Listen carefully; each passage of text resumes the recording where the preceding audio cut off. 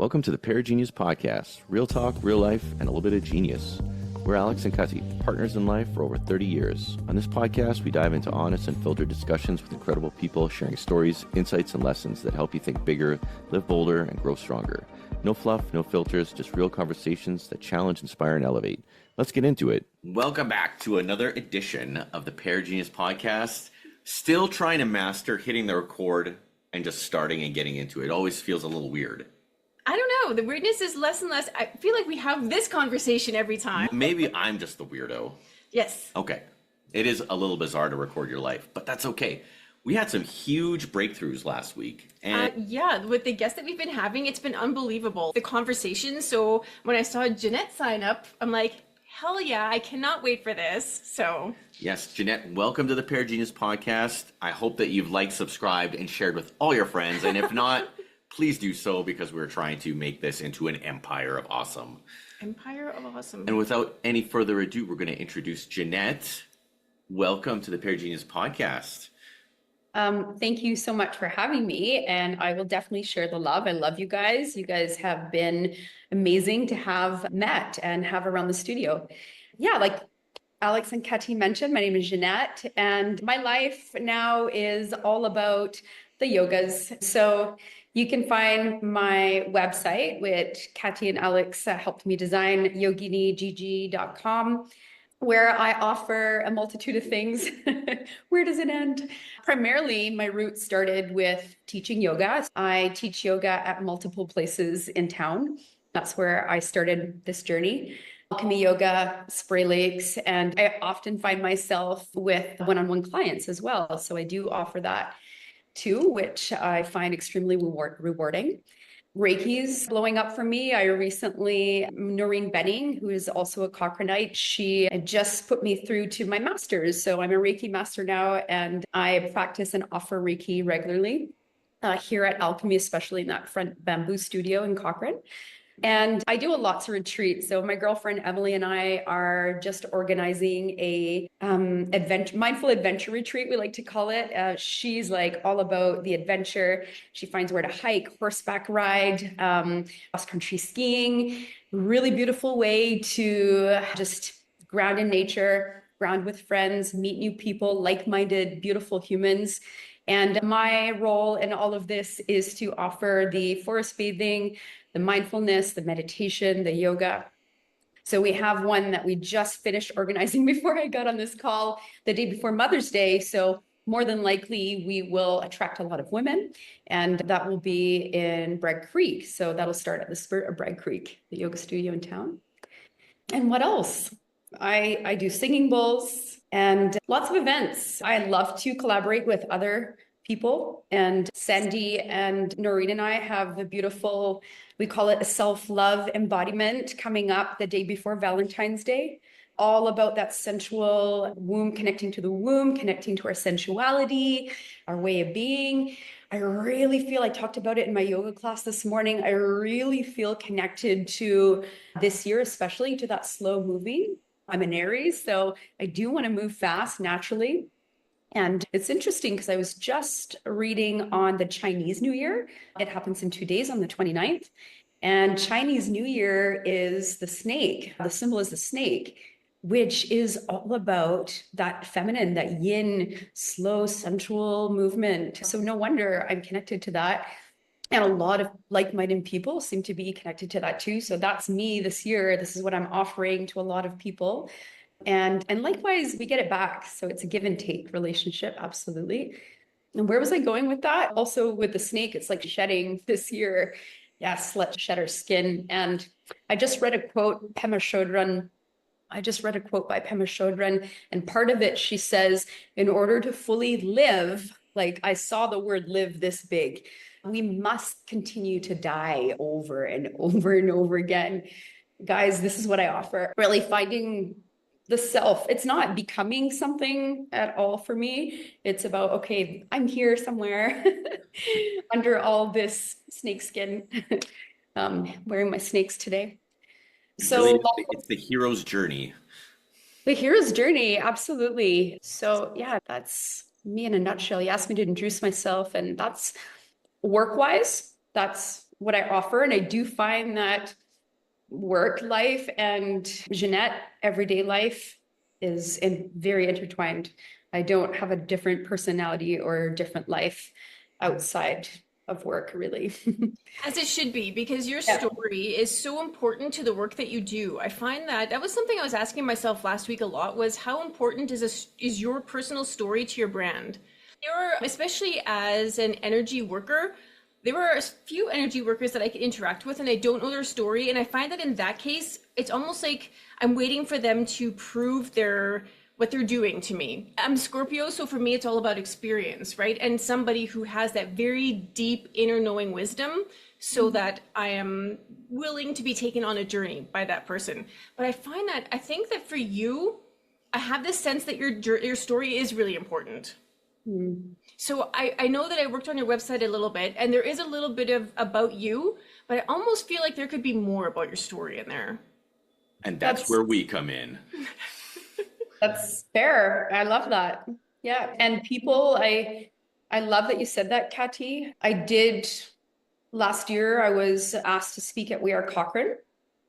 And We Are Cochrane is all about telling your story, being so honest about from when you were born all the way to now. And I did it. And honestly, I vomited, I cried. I'm like, oh my God, I didn't really vomit, but I felt like I wanted to. And Marnie, Rochelle, her last name is something else now, McCormick, but she's the one that organizes it. She talked me through it. I'm like, and you question yourself sometimes. And she's, Ginette, it's your perception. And that's important. And that's real. And that's true. I'm like, yeah, I love that. So here we go. I'm writing and I presented in front of a big group. And then after I was done, so many people came to me and said, thank you. I relate to that so much. And that's what being honest is all about. It's not being a victim or Crimea River. It's like, this is my story. And thank you for listening. We are all in this together. Everyone's going through the same, am I allowed to say the word? Shit. Oh, yeah. So I've heard you guys swear on this podcast. I'm the worst. I'm the worst for swearing. Even on my other podcast. I'm French, so it's in my blood. Everyone's going through the same shit, just looks different, right? So it's, oh, we're all the same, thank you. And then you create this beautiful connection circle and everybody's, we're held, I'm held, you're held because of all this. Yeah, thanks for saying that, Kati. I resonate. Yeah, and I think that as I've asked a lot of people what they're seeing for 2025, what is the energy to them of 2025? And nobody has said the energy of the snake and the shedding. However, I think that there is a very large shift to collective shedding of trauma right now. I think that this is 2025 for me, feels like the year we just finally let it go. And then I was in yoga this morning with you and I was like, okay, so what in Ginette's energy, what do I need to talk about? What do I need to feel into? And I had the most amazing download. And I'm so scared because I get these like downloads and these like bits of knowledge, but I struggle with communication, especially because I'm so much water element that it just comes out in this tidal wave. I'm calling on my grounded Virgo here to help me with the communication part of this. And how it came through was, I think that so many of us struggle with the families that we're born into. I know that for me, I've asked myself, how did my soul choose this family with the intense trauma that they carry?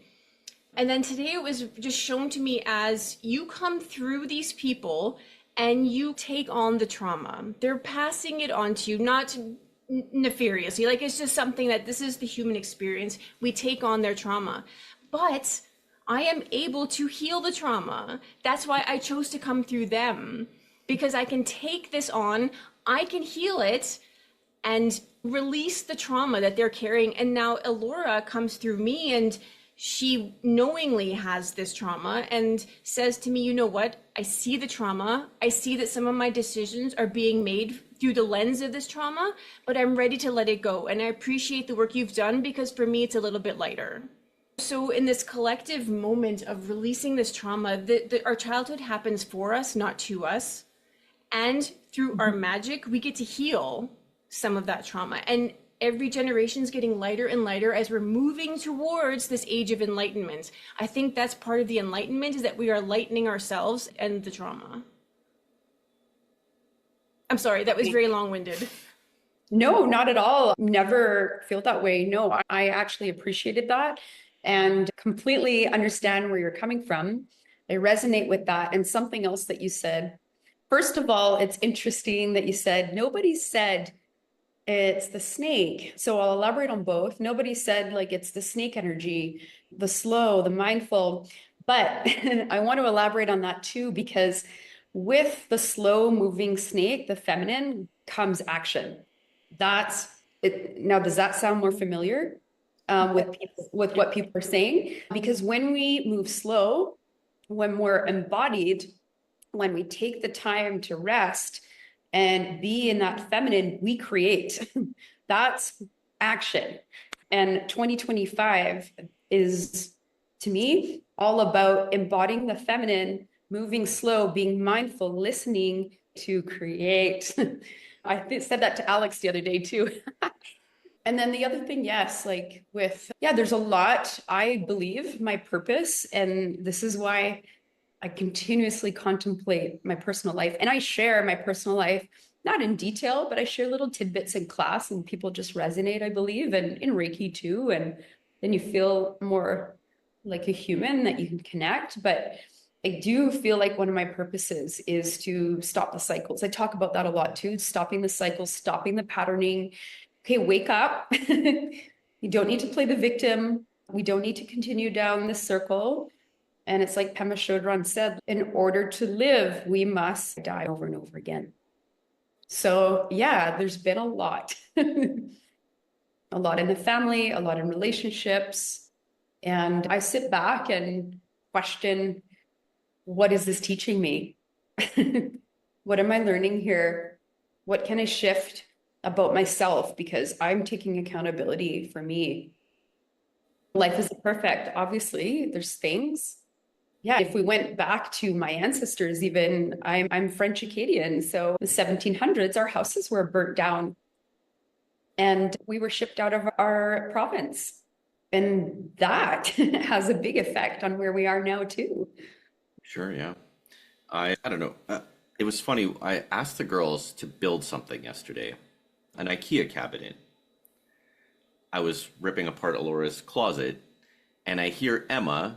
She's a little bit like, she's a Virgo too now, and it's okay. And she's 13, and I've been teaching her quite a bit, engineering, building, all these things. It was very interesting listening to her not want to do something like this, and the attitude that she brought to it was very much, and Kathy pointed this out to me, that she was exactly like me, that when I don't want to do something, I am just get out of my way, I'll do it. And the whole exercise was for her and Alora to build something together and to bond and to get some experience. And it turned into Emma being a miserable version of me, telling Alora to get the hell out of the way and let her just do it.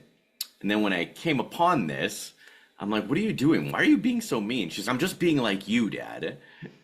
And I'm like, I said, you have the choice to be like me or to be better than me.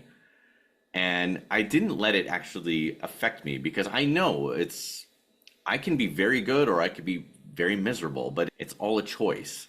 And I was trying to, did I convey that to her well enough?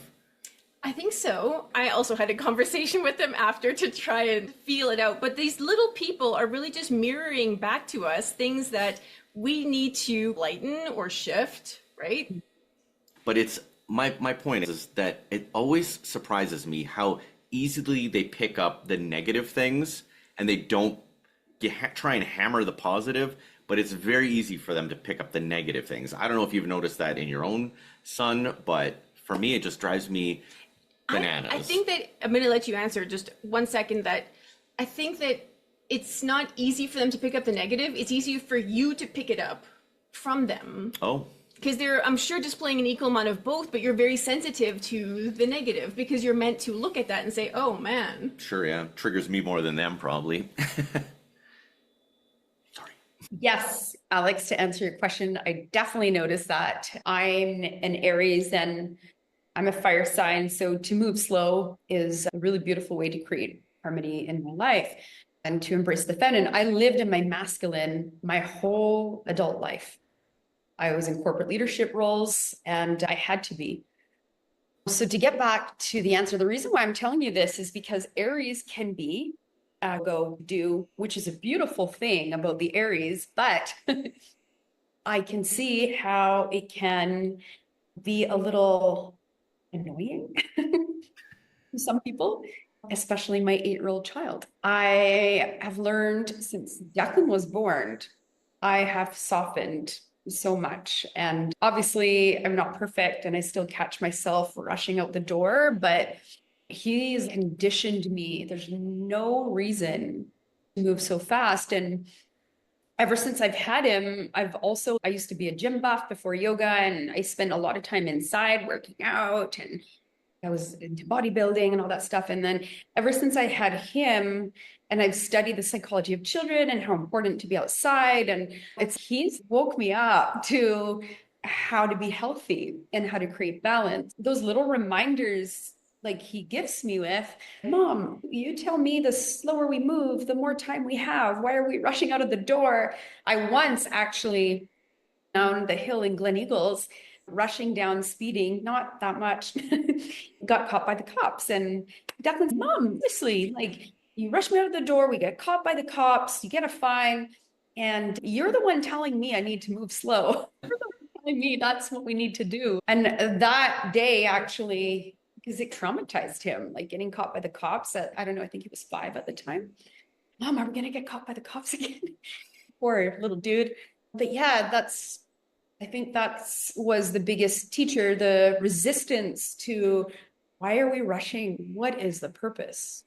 That's been my biggest teaching from Declan, and the reflection of me to him, maybe the stubbornness and wanting to do his own thing and his independence. And sometimes it's annoying, but God, I love that. It is so important to think for yourself. He is a wise one. And sometimes I much prefer that he thinks for himself than otherwise.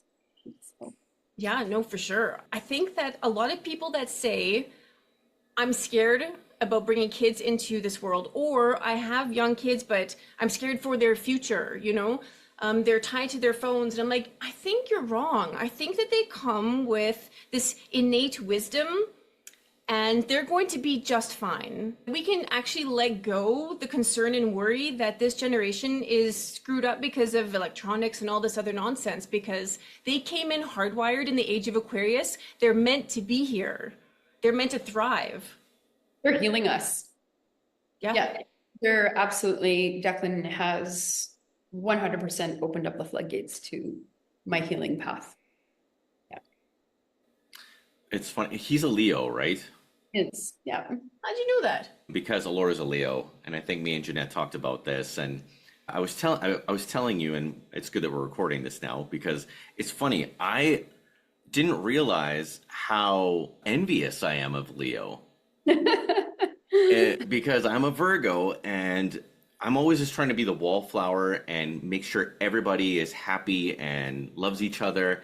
And then Leo's got to be the star of the show. And it's like, sometimes I want to be the star of the show, but I just don't know how to do it. And then it like bugs me that it just comes so naturally to them.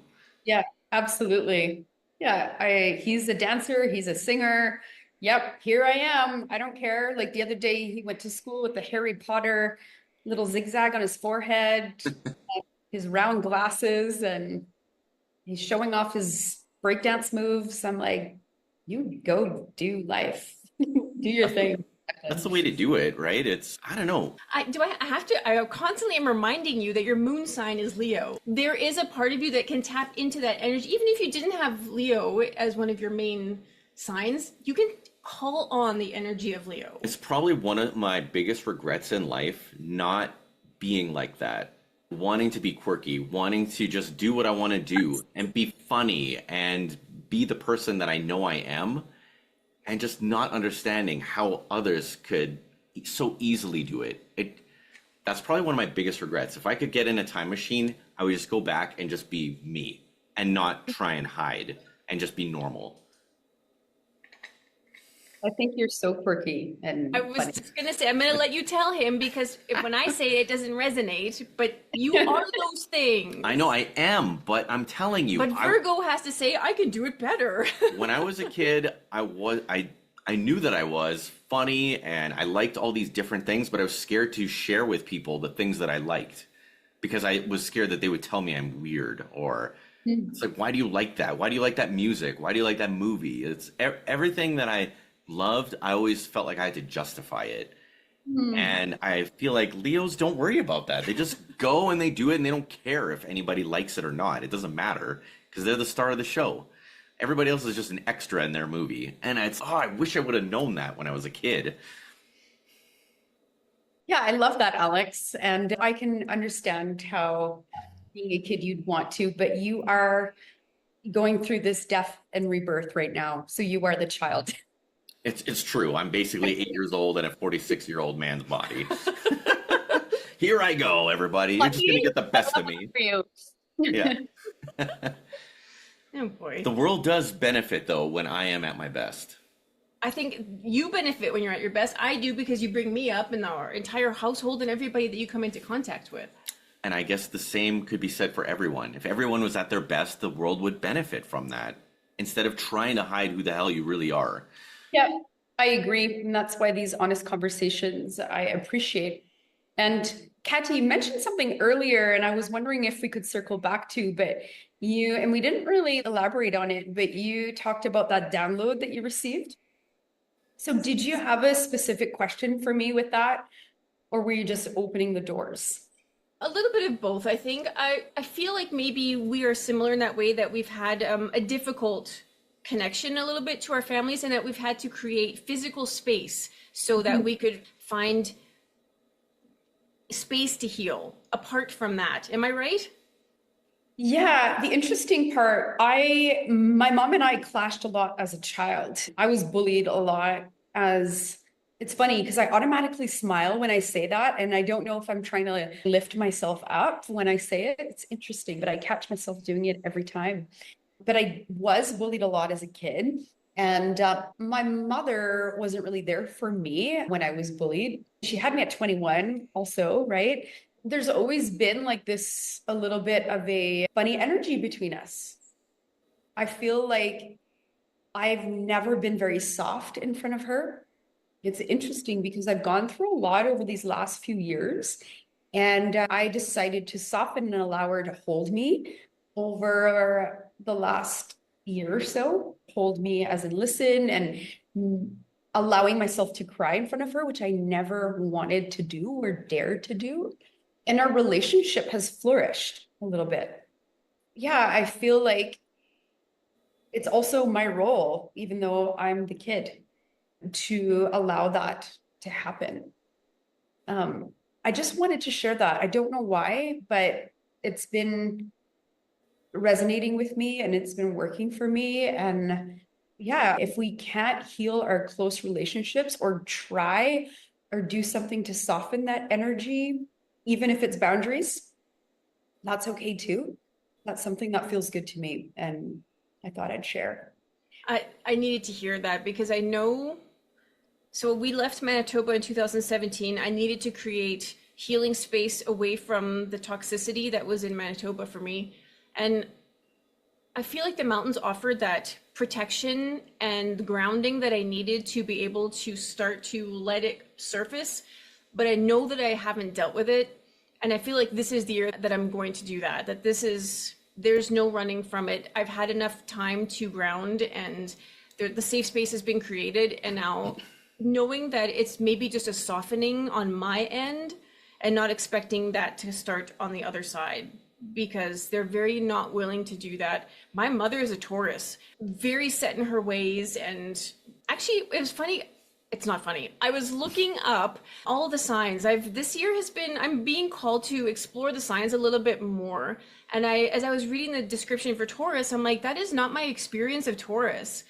I feel like all I've experienced is the shadow side of Taurus, which is more like that Minotaur energy, and it's monstrous and scary. And so I have a lot of work to do this year, but the idea of the softening helps a lot. Yeah, softening, but not to the point where I can't be empowered and put a boundary up and step back. Even though I've opened up to this person, I don't need to be this close. Like I can still be here and share what I need to share, but maybe that helps soften the relationship a little bit. I've also had to put firm boundaries up with other people in my life and stop apologizing, defending myself. I feel like I get caught in those relationships too, where I'm like trying to over explain. That's a trauma response. So I've learned a lot about that too, to live authentically, to live here in my personal power. It's important. So soft, again, means action. It doesn't mean I'm softening to be walked all over, but I'm softening to life.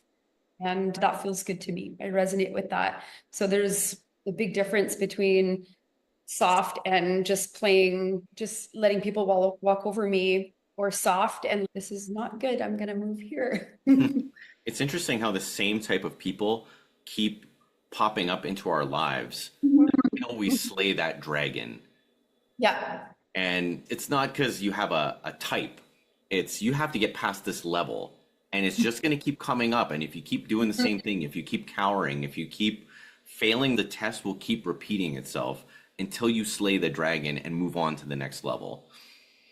We are speaking the same language. Yeah, I 100% have a job there to do. And I'm all about that, Alex. That's right now, I'm in that right now. Yeah. And I'm taking action. And that's, I can't really get too detailed with these scenarios, but I wish I could. But it's interesting because you can have multiple responses, right? You can cower, you could burn the whole village down. It's almost like the Goldilocks. You try and find the right temperature of porridge in order to pass the level, because you could swing the pendulum the completely wrong way and still fail the test. Try and do the exact opposite of what you've normally done. And even that could be the wrong thing too. What feels like works is to just have confidence with self and to tap into your power. And as soon as you do, like I have these moments where I'm like, yes, there it is. Boom, boom. I'm like, and sometimes it's just like setting my phone off, like stuff like that. Yeah, I wish I could say more, but it's okay. I have these bouts of confidence. I am good. I know I'm good. I'm a good person. Let's just put this on the back burner or not deal with it at all. Anyway, I know I'm talking like undercover here, but yeah, confidence is key for me personally. Absolutely. And I think that's funny because yesterday it came up. You were asking me about personal power. So for Christmas, Alex bought me this beautiful gem tree, and it's green because you wanted me to have the prosperity, the wealth, and the grounding and healing and all the things. And he was looking at it yesterday and he's, I need a tree too, but not necessarily green. He is looking for more something with personal power, right? Yeah. We're like self-worth. So I think that's a perfect thing to ask Ginette what she feels like that color would be, because you and I were flip-flopping on that. We were talking about chakras. I'm like, I wonder which chakra is the self-worth chakra. Confidence is the belly. So confidence is yellow. But when I think of worth, I think of roots, family roots, because it starts, which is red. Without that rooted family, the balance, the stability, the safety, it's hard to have worth. I think it really starts from the very bottom. That's how I feel. And then, as you have all of that, the good family dynamics, it trickles up and it's in the belly. It's, the confidence is like beaming. I would say red, Alex, red. And the green is the heart. Okay. Yeah. Red and yellow. I'll look for a fall themed tree. And that's exactly what I said yesterday. I started in the solar plexus. I'm like, yeah, but that's not right. And then I went and I told you it was the root. And here I am. I'm like, it's probably in my brain. He said that he's no, it's the thing to do with up here. It's probably just all in my head. Yeah, I yeah, appreciate that answer, though. good. I'm glad. We'll I'm find gonna go it. red and yellow. I'll send you a picture of my tree when I order it. I think that's a lovely gift, Alex. So I'm curious, why Reiki? Why was that the modality that you were called to? So I think everything it all started with the yoga. And as I started the yoga as more of a physical practice, my background is fitness. And I was like, ooh, another way to work out, and another way to work the body. And then as I got more and more into the journey of yoga, I started seeing visions and symbols and signs. And I'm like, ooh, this is really cool. And I started, not just to trickle off a little bit, I started reading like a lot of Carl Jung's books, and he's like a big inspiration for some of my work because everyone has these intuitive or psychic abilities differently. And for me, they're like, they pop. They're like, here you go. Here's a tree. Here's the sun. Here's a snake. And it's far out what happens when I share with my clients and how they resonate with what I see. So I call it Reiki. But I do feel like it's much more than Reiki. So yeah, to answer your question, it was more of, this journey from the physical part to connecting. Like I really felt my third eye open up about 10 years ago. I was lying in the middle of the province of Nova Scotia in the forest in the dark in a cabin. And my girlfriend was doing yoga with me. It was just me and her. And then I just started feeling like the swirling vortex in my third eye. And I'm like, oh my God. And she lives in the woods and she's, you fucking felt your third eye. It was really funny. And we laughed and laughed. But I started feeling the energy around me. And when you practice and study Reiki, it's about energy. We work a lot with the fascia, the connective tissue around the muscle, and how the energy like when I place my hands on people, they might feel it in their feet while I'm on their head. So I really connect to that. It helps me balance my fiery energy also. Like I do it for myself as well, because it helps me ground. It's quiet, it's calm, it's grounding. I do it on my child. I do it on Declan and teach him how to do it as well. So I think it was just a progression, noticing the more I meditate, the more I practice, the more I'm like, oh, wow, this is really cool. Like I really feel this energy, the tingling, all the chakras, I feel them all. And I just thought naturally Reiki was a really good step. I think Noreen might have approached me to do Reiki with her. I think that's how it happened. It's all a blur, but I know that was the journey. Do you notice that when you're doing Reiki, where you come upon a certain area where people are storing trauma? Oh, yeah. I don't think I would like to talk about that more because I don't think enough people understand that even when I first started doing yoga, I noticed I would get angry when I would work on certain parts of my body. I'm like, why? And it wouldn't make sense to me. And then later it came to my mind. I'm like, oh, I'm storing something there. So I thought maybe we could explore a little bit of that and what some of your experiences that you found, like is there a certain area that's more common that people store their traumas? In my experience, it's all over the place. I wouldn't say I've knees, hips, head, jaw, like it's everywhere. I find injuries, organs, like it's just everywhere. And sometimes it's a physical ailment, sometimes it's an energetic ailment, like you're mentioning. So I don't think there's one place that's more than the other, really. I feel like it's been all over the place. Okay. I do love Louise Hay's work. Have you guys read Louise Hay? Yeah. Yeah, Alex, she has this little book and it does make sense to me. And what she describes in the book is the ailment. Okay, so my lower back hurts or my hips hurt. And it's about like fear of walking through life, for example. So Okay. there's the ailment, which is, for example, the body part, and then the probable cause energetically of the ailment in the body.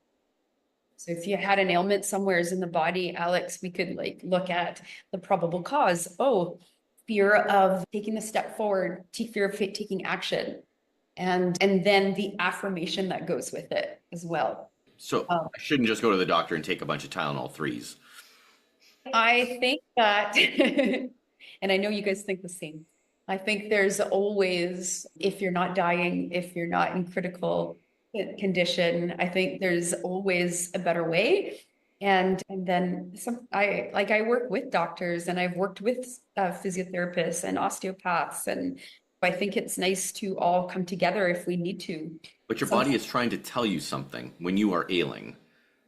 Yeah. I just started looking at Germanic medicine too. And it's interesting because I was having like this bout of acne, and Germanic medicine says if you have an ailment, for example, acne, let it go. Acne, for example, is you're being attacked.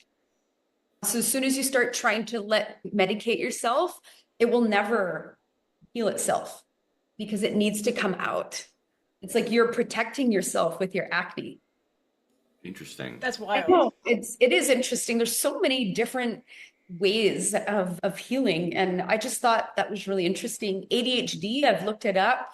A few members of my family have ADHD, and ADHD in Germanic medicine says that your way of dealing with a trauma in your life will come out a certain way, and to just let it be. Like instead of trying to cover it up and medicate. So for ADHD, it's like this separation that happened when you were a child, and it comes out as ADHD.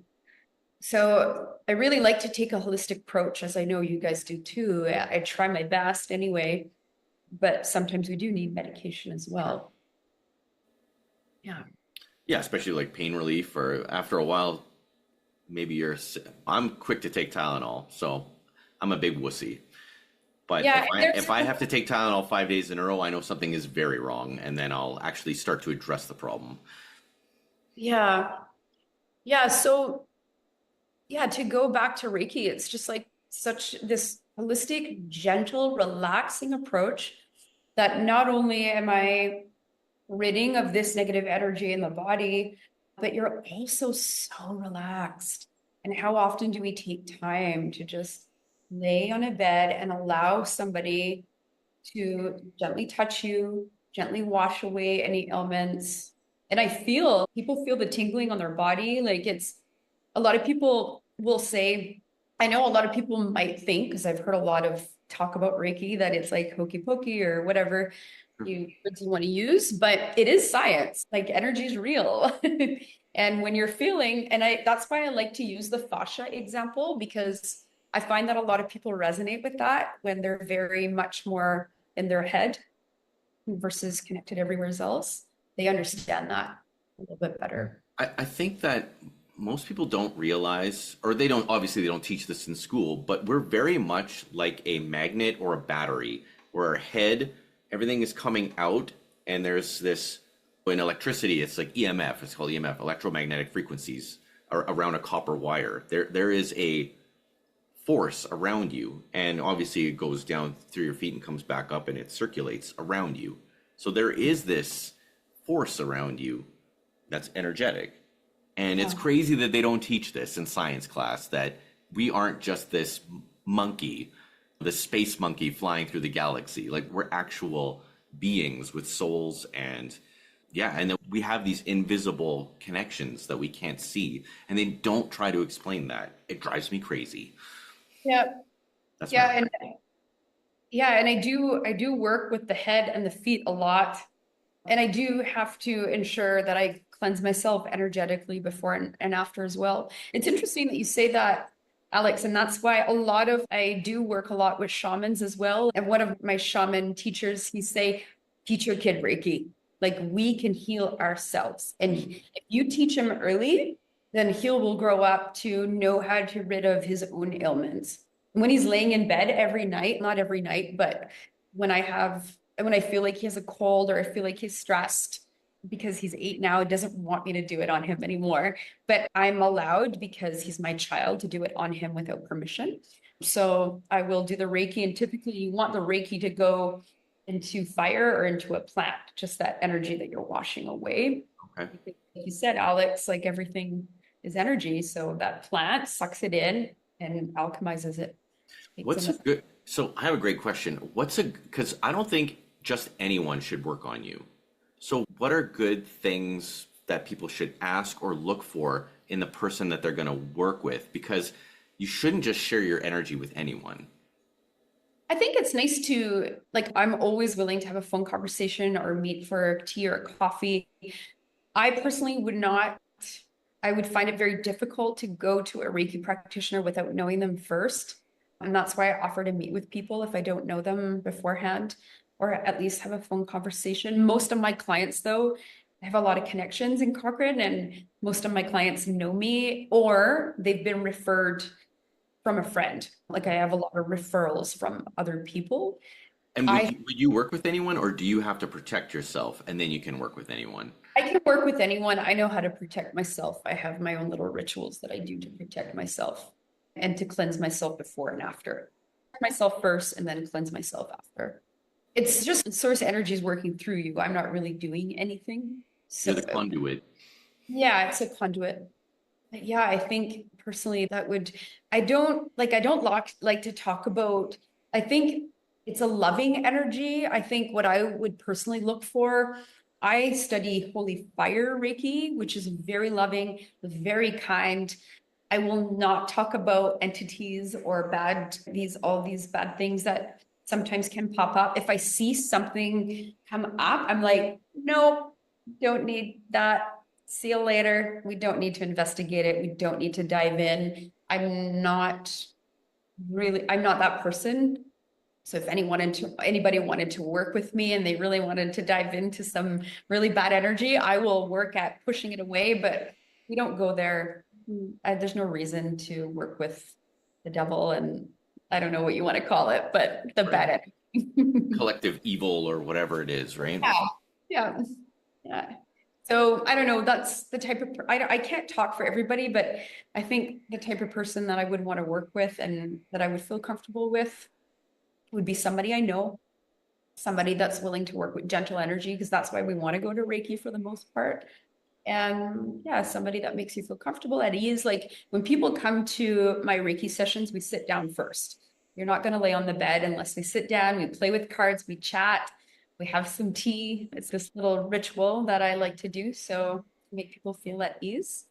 And I was taught that way. My teacher's amazing as well. And I really loved it. I'm like, this is so nice. That makes me feel at ease. So thank you. That's what I'd like to offer my clients as well. We work very similar, but different. I like that. And that's why the story is so important, because you are interacting energetically with somebody else. And not that I'm coming to you to heal me, but I'm coming to you as a co-collaborator in this healing process. I'm showing up with responsibility, ownership, and determination to heal. So we need to make sure that we're working on the same thing. I never put my healer up here. I want to work with you. I show up as an equal so that we can create a space of co-healing.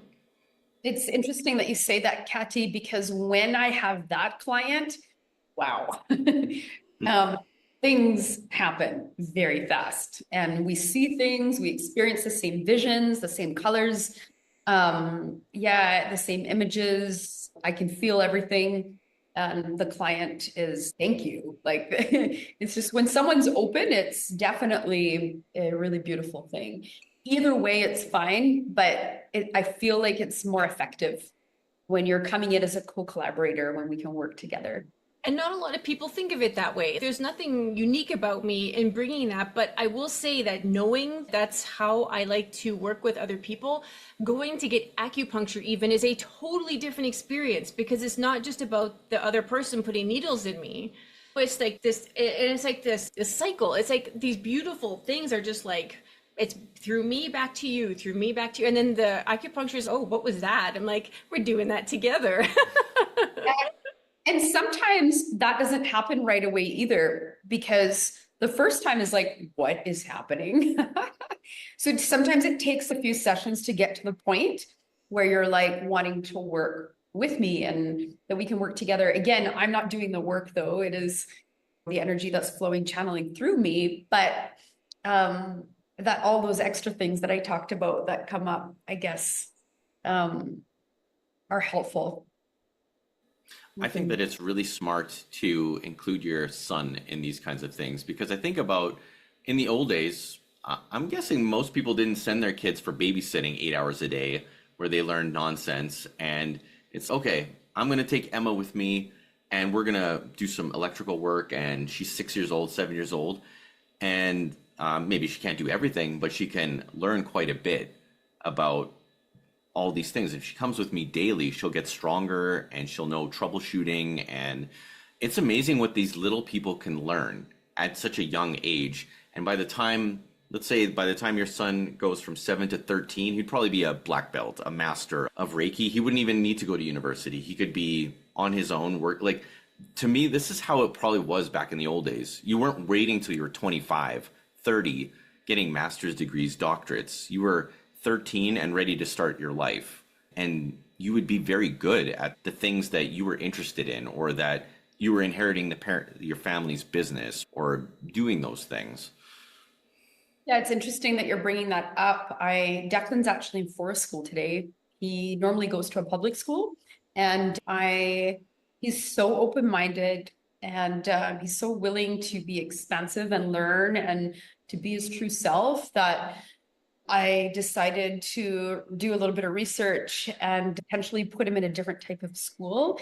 There's nothing wrong with public school. That's not what I'm saying. I'm saying that in our case, I do find that Declan excels more when he's put in a different environment. Declan does find that public school is putting him in a box. He has expressed that himself. I haven't coached him to say that. And he really wanted to try. It's like a homeschooling pod and at the Girl Guide camp. And I'm like, we're offered this session today for free. Do you want to go? Yep. Yep. It's just offering that grounded nature. Like, there's so much out there and I'm trying to spend more time in nature too. I talked about that earlier, but I do find that putting your feet in the earth has been so therapeutic for me.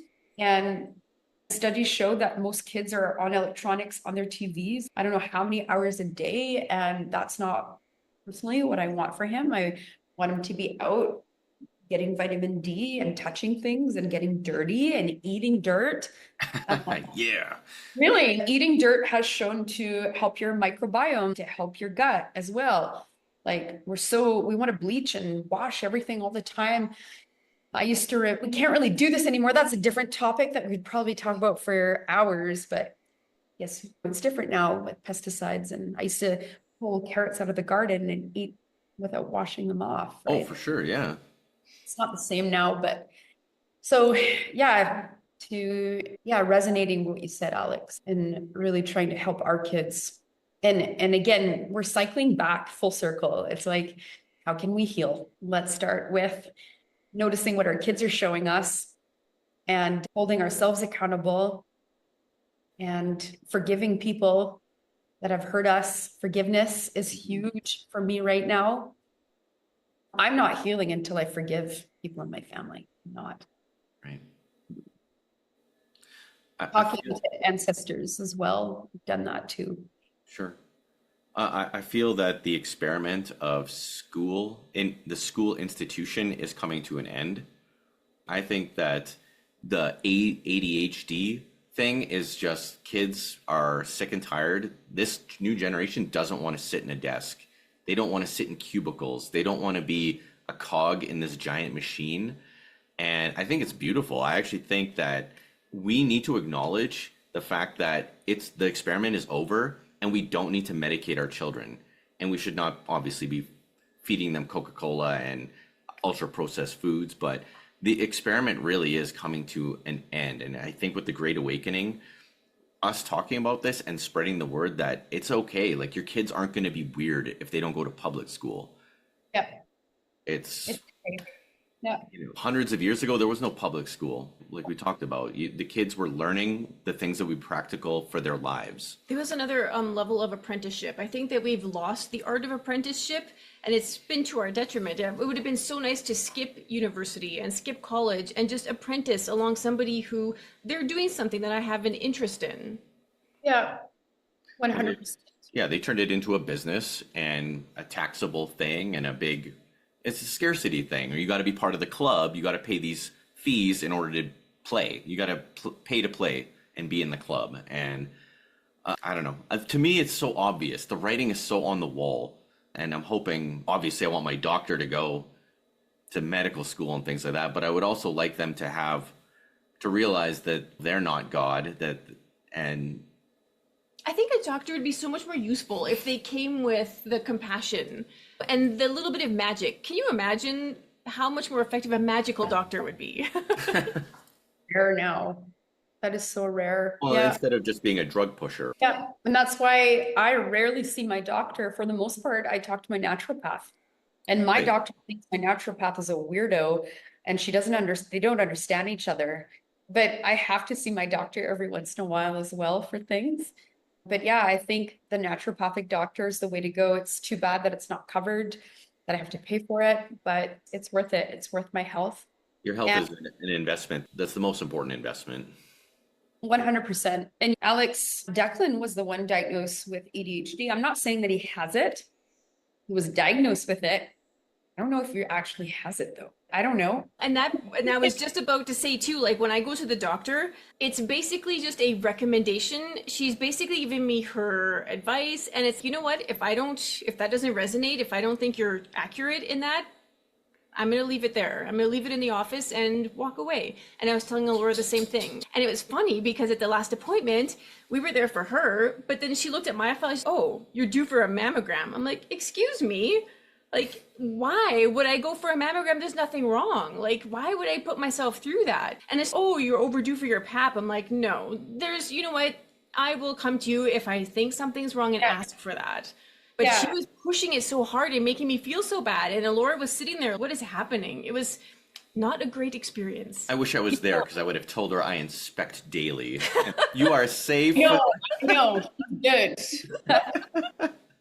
Oh man. Yeah, my doctor, after I had Declan, pushed IUD. And at that time in my life, I was not in the yoga world. I wouldn't say ungrounded, I don't know, but very corporate, very like this. And I'm like, that's what I need. Okay, let's take it. But that messes with your cycle and that messes with your hormones. But she pushed it. She was like, "You got to take the IUD. You don't want to get pregnant again." I'm like, yeah. And years later, I'm like, oh, like I had no idea. I had no idea about what are those people that help you when you're pregnant?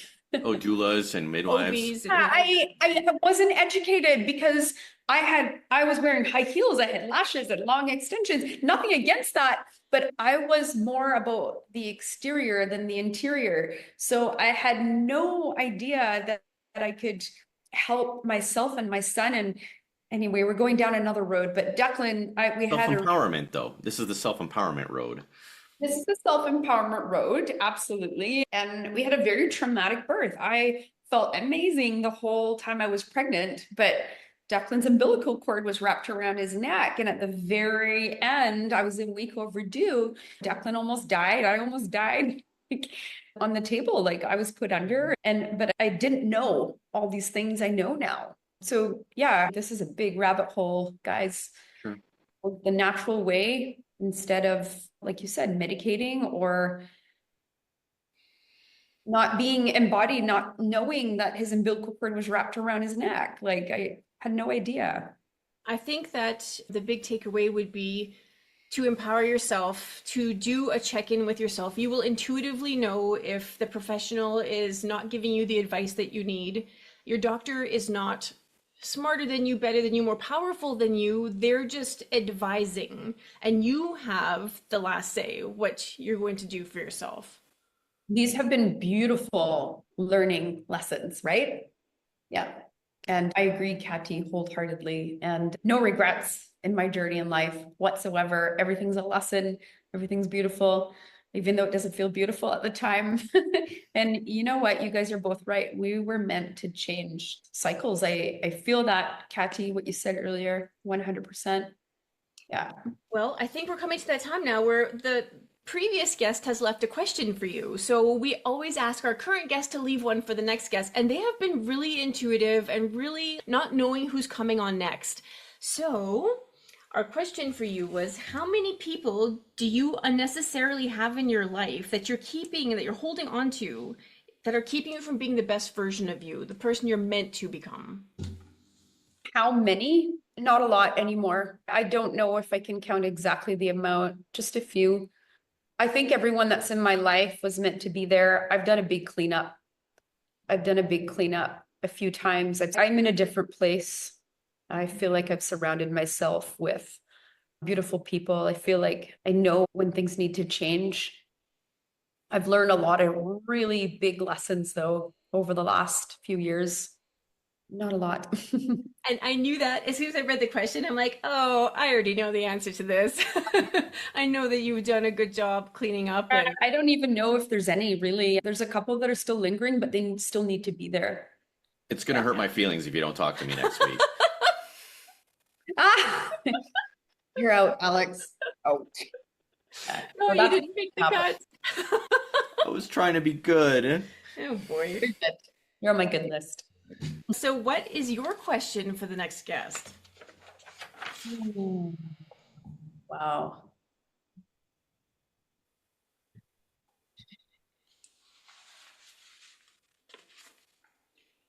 This is a tough one. I'm gonna need a minute, okay? Oh yes, you take a minute.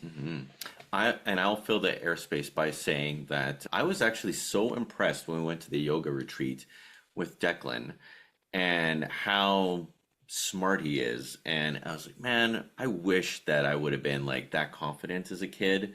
And But Ginette provides the safe space for him to be who he's supposed to be. yes, and I was just gonna say, like, you're like a hero mom. I thought that like for a son, 100%. I was like, oh man.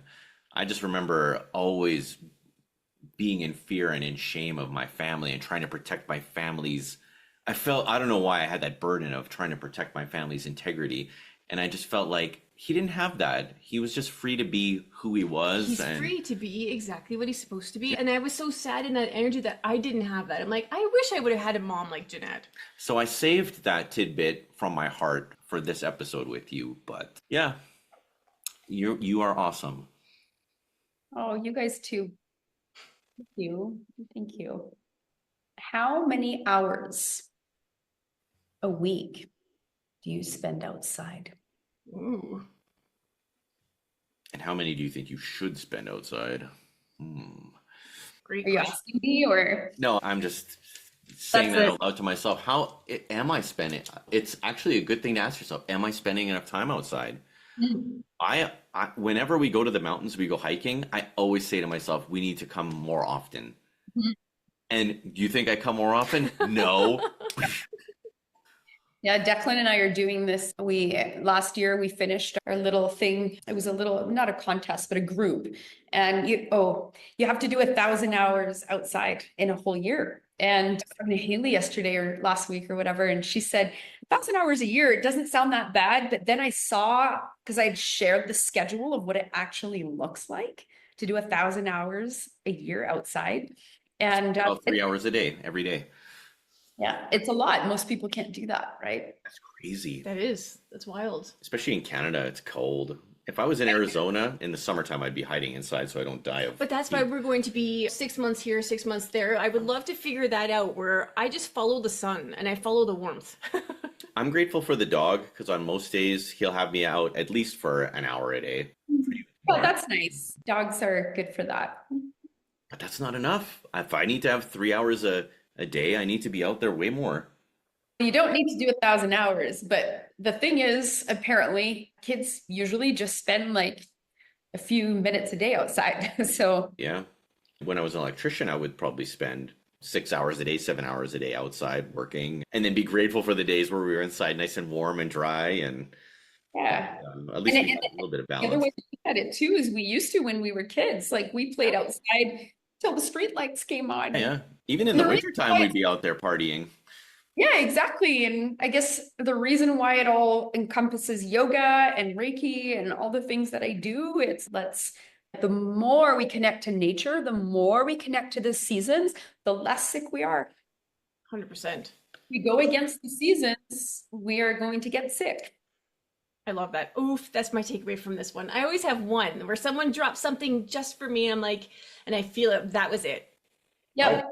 I love that. Save the best for last. I love that. I will take that with me from now on. Wasn't anything I said? Nope, sorry. Oh, jeez.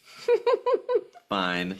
So I think that we'll let you remind people where to find you, but I have to say that what sets you apart as a yoga teacher for me, and we were talking about this after yoga today on the way home, is that you incorporate this amazing blend of movement and the physical body with meditation and mindfulness and breathing. Like, you really do encompass everything that yoga is. And not every teacher does that. Some teachers, they're there just for the power, just for the moving. Some people are there for the meditation, the yin, but you're just this perfect mix of all of it. And I think that if anybody could find you at Alchemy or Spring Lakes or wherever you are, it would be to their benefit, and they would really fully experience what yoga is meant to be.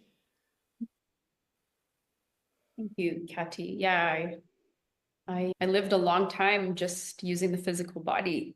So I've learned a lot about how that creates ailment, and I learned the hard way. So thank you. And all the good teachers learn the hard way, right? Yeah. Now you have that wealth of experience to offer. Wisdom. Yeah. Perfect. Yes. So tell everybody where they can find you, and maybe even take virtual classes with you. Maybe that'll be a thing. Yeah, I would love to eventually offer that. I used to when the pandemic was at its high. My website, like I mentioned at the beginning, I'll mention again, it's yoginigg.com. All my events, all my offerings are on there. I have 3 events coming up and more to come. I just have 3 posted right now. And on Instagram, it's Ginette.D'Entremont. And then on Facebook, it's the same, Ginette D'Entremont. Cool. And I'll put the links in the show. So find me. Right. And it's Yes. me. Look, beautiful mala made just for me. Oh, yeah, and that's the other thing. I do make malas, custom malas.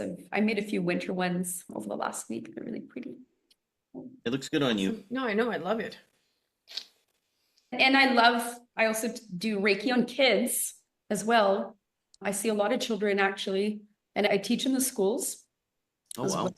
Yeah. And I do a lot of private events, and I forgot to mention that. So if you're looking to get your team together, like I've worked with real estate agents. I just did a group of friends last weekend in Bragg Creek. It was a Christmas gift that one of my friends had gifted all her girlfriends. Oh, awesome.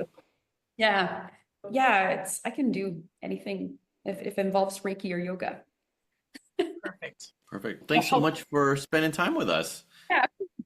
Thank you so much, guys. It was my pleasure. I appreciate you guys so much. Nice. And I guess we'll call that one a wrap. A very successful wrap again. Man, having guests is fun. Yeah, this is the ticket. All right. Take care, everybody. That's a wrap on this episode of the Pear Genius Podcast. Real talk, real life, and a little bit of genius. We appreciate you spending your time with us, and we hope today's conversation sparks something meaningful for you. If you've enjoyed the episode, don't forget to subscribe, leave a review, and share it with someone who needs to hear it.